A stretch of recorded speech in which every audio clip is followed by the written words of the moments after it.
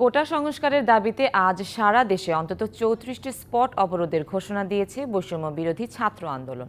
সকাল ১০টা থেকেই আন্দোলনকারীদের রাস্তায় নামার কথা রয়েছে।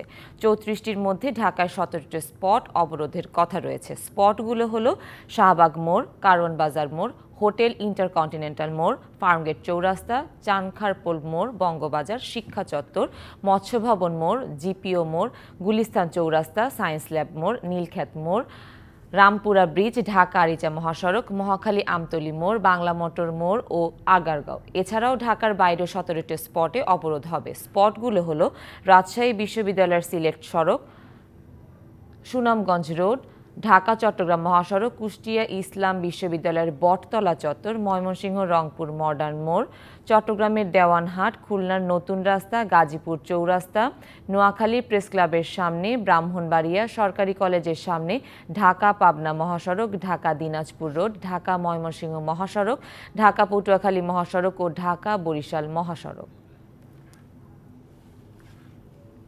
নগদের কাছে সব গ্রাহকই প্রিয়, তাই তো সারা দেশে ক্যাশ আউট চার্জ সবচেয়ে কম।